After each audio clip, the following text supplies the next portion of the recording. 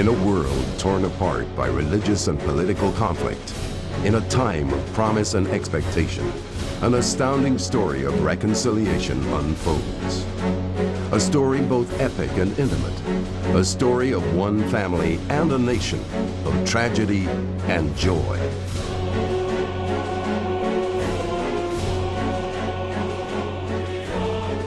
The ones that I'm really interested in are the films that one would make that would be touched by the Spirit of God, that would be there for one purpose only, and that is to speak to the inner man, to the eternal being of every person. Bring that person into a confrontation with God, with his perception of God, with his perception of truth, and bring him to a point where he makes a response to what he sees or what he understands. Such a film is The Lamb, brainchild of award-winning South African director Regard van den Berg. It tells the heart-wrenching story of a family at the time of Christ. Matthias, the father, is an intensely religious man, bound by tradition, but his seemingly solid foundation of faith is shaken to the core by the death of his firstborn, Aaron. Driven by grief and anger, Matthias renounces God. As the family unit unravels, their plight is skillfully interwoven with the emergence of the Messiah.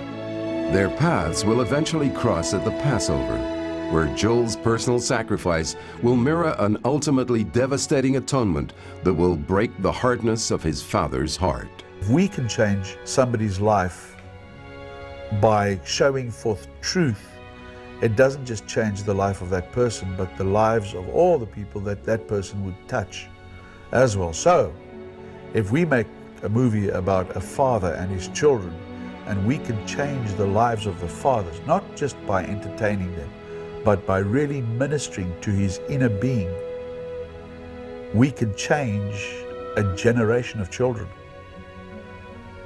through film. Isn't that an amazing thought? The Lamb was birthed in October 1998 when director Van den Berg shared the story for the first time on film. Once we had the director, Regard, in America, and he told me this amazing story of the Lamb. And I said, Reggie, sit on this chair and let's record you. And he didn't really want to, so I twisted his arm a little bit, but that's where it all started. And the vision was born. I saw a story that could speak to audiences. And I saw a story similar, or I think even more powerful than Ben-Hur, that would get an audience and draw them in and engage them with the characters. And then basically you can present the truth to them in a way that they would embrace and they would not feel threatened by it. And the other thing that I see and that I really believe for this film is the impact that it could have on Israel and God's purpose for Israel. As the vision grew, incredible doors opened in Hollywood. One of the people drawn to the project was the former head of Paramount Pictures, Frank Yablans. His 5 years as head of Paramount Pictures are often referred to as Paramount's golden years. In his last year at Paramount, the studio was nominated for 39 Academy Awards, including 5 Oscars for Best Picture. Albert S. Ruddy. There are a number of people I would like to thank, as everyone else would, because they deserve it. Frank Yablans for having the courage and imagination to sell this film and make my mother rich. But the first day I was here, I met a journalist for the Star newspaper, and he asked me an important question. He said, why, with your background, with your career, after all, you've done Chinatown and Love Story and Godfather, and you've written movies, you've produced movies, why would you be involved with The Lamb? And my thought went back 2 years ago to when my partner in crime, Ron Booth, came to me and said, how would you like to make a film about Jesus Christ? And I said, no, I really would not like to make a film about Jesus Christ. There have been enough films about Jesus Christ, and most of them are not well done anyway. And he said, well, I have a tape. Would you at least take this tape home with you and look at it? And so I did. I went home, I put the tape in the machine, and it was incredible, the way his passion, his belief, his honesty, the simplicity of the story. A film about Jesus Christ is seen through the eyes of a Jewish family. That's different. That's something very different. So I put the tape in again the second time, became even more involved. By the third time, I was hooked. So I said to myself, wouldn't it be wonderful to be involved with a film that could do the kind of business Godfather did, but to be remembered not for the Godfather, but for the Lamb? That's something great for the children and the grandchildren and the children that come after them. And so that's how I became involved. Before this caliber of distribution commitment could be obtained, every assurance that The Lamb would be produced to international standards was necessary. This assurance was more than met in Film Africa. Having worked with some of the world's finest producing, directing, and acting talent, Film Africa, under the leadership of David Vick, who has over 25 years of experience in the film industry, will facilitate the production of The Lamb. Film Africa's outstanding record includes Goodbye Bafana, starring Joseph Fiennes, Mandela and de Klerk, starring Sidney Poitier and Michael Caine, In My Country, starring Samuel L. Jackson and Juliette Binoche, and A Good Man in Africa, starring Sean Connery. I've always been a great fan of Regar's work, and I've known about his work for years and years and years. You know, ever since I started in the film industry, he was one of the filmmakers that I watched very closely, and always felt that he had a very unique and individual voice. And then when I read The Lamb, I was really struck by the story. I think it's got a very universal theme, it's very timeless, very relevant. It appeals to a very wide audience. I think it stands on its own merits. It doesn't need to announce itself as a religious film in order to get its market. So the idea of working with Regard with a fine script is just irresistible. It's a sentiment shared by The Lamb's producer, Rudolph McGrath. You must get a good screenplay. It is such a fine art. It is so hard to get the story on the paper. And it's such a process, a continual process. It's been for us 5 years, non-stop development to get the story to where it is now, to where it's ready to be shot. One of the important things for me is distribution. You know, you can have a great film if you cannot get it in front of the people. If you don't have distribution, it doesn't do anything. It will sit on the shelf somewhere. So it has to be seen. A distribution commitment from Promenade Pictures for a 1,500-screen theatrical release of The Lamb in the USA has been secured. What product is worthwhile if you can't get the distribution and the marketing and the people to embrace your product? And we have a company that Ron and I are partners of in the United States. It's a distribution and a marketing company, and we have committed our resources and our energy and our talent into giving this film the proper distribution and marketing. Indeed, one of the foundations of the Lamb Project has been its forward-thinking marketing strategy. Marketing is much more critical, because marketing is how we are going to present this film to the public before they ever buy a ticket. How do we motivate them to buy a ticket?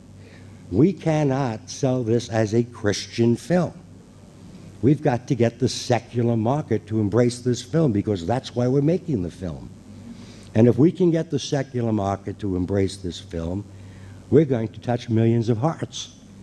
We're going to send out a message that is the opposite of what they're seeing on television, and the newspapers, and the magazines. We have to position ourselves kind of like Ben-Hur, kind of like the Ten Commandments. Even going back to the 50s, when the robe was made. Because biblical epics are never-ending stories. They're the greatest stories ever told. People embrace these films. Ten Commandments was made 47 years ago. Last November, it played on one of our national television networks, the ABC network, and got the biggest audience in the history of the film. So we know that the people want this message. We just have to present it in a proper and intelligent fashion and a non-threatening fashion.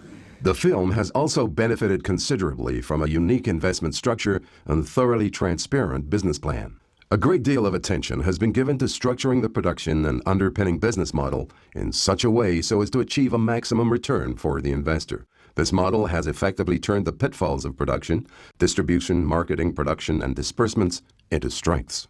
I see it as my role to the investors, the people that put their faith in us and their money, to provide them with a structure that is transparent, that is unlike anything they've seen in the film investment, and that would make sure that the profit that is generated by this film will be distributed to the people that made it happen. This profit will be collected by a reputable collection agency who will deposit it directly into a lockbox at Deloitte. Deloitte will be responsible for all disbursements. This is a process that no party, including the producers, can interfere with. It is safe, secure, and managed by one of the world's leading auditing firms. So if you invest, your money's going to be safe. But the important thing that got me involved with The Lamb is the message of reconciliation, the answers, the incredible harmony at the end of the film, that a family can get together, that a family can embrace themselves. That's the moment of the movie. Forgive me, my son. That if fathers can say that to their kids, to their wives, to their families, if leaders of nations can say that to the people, if nations can say that to one another, if nations can say that to one another, forgive me. Man, I tell you what, the most powerful thing in the world. It's a journey the director can't wait to embark on with the future cast of The Lamb, a fascinating voyage of discovery. My approach to acting is to help an actor or present an actor with the circumstances and the setting in which he could discover that reality, that moment, that intimacy. I would dearly love to make the film so real, so tangibly real, that people would live the story with it. A real first century biblical experience. To capture the reality of that experience, the Lamb production team conducted a scouting mission to Morocco, which covered 3 majestic cities: Casablanca, Ouarzazate, and Marrakesh. Over a dozen fascinating towns and several thousand kilometers of some of the world's most breathtaking landscapes. The objective of the mission was to conduct a feasibility study of Morocco as a location for The Lamb. We're confident that a highly original and authentic look will be achieved. I've been working around this story for more than 8 years. Since we got the script together, it's nearly 4 years. So we have a script nailed down to the last T. We have a storyboard for the whole film. That is a wonderful thing to be able to say, that actually we have the film made like a comic book. We're putting sound to that, music, we're putting actors' voices, we're recording in a studio, we're doing a whole movie on the storyboard. That's awesome. We have prepared sets now, we've got the locations in Morocco, everything that we need. At Atlas Film Studios, where we shot before, I mean, we used them when we went to Morocco the first time, and we shot in Ouarzazate for the Gospel According to Matthew. And this time, Atlas Films just become like Hollywood in Morocco. It is amazing what they have. We saw Ridley Scott's set for The Kingdom of Heaven. That is just an awesome set for Jerusalem and gives us the framework to work from for us. I mean, we're going to be shooting on that set. It looks absolutely amazing. It looks absolutely amazing. And now the creme de la creme of the whole thing is in Ouarzazate, with all the other locations, they have a replica of the temple that is awesome. I was awestruck when I saw that. I remember walking into that set and just screaming. It was like walking into first century Judea. That was amazing. A patron producer is no different than Emperor Franz Joseph was when he made it possible for Mozart to write. He gave him his sustenance, he gave him his home, he gave him his money. European aristocracy and royalty made it possible for Liszt to perform, for Chopin to perform, for Beethoven. Patron saints are people who invest in creative people, that give them the canvas on which to paint their beautiful palette, or the music on which to write their beautiful music. And so you people have an opportunity to become patron producers. You'll have a legacy. And 47 years from now, when this film is playing on ABC nationwide, because this film will live forever, you will be part of a legacy. So we are going to make The Lamb, because we say in Hebrew, it's b'shat. It's God's will that this film gets made. I am convinced, as I sit here, that God in heaven wants this story to be told. I know it in my heart of hearts. It's God's desire to have this film made and shown to the world.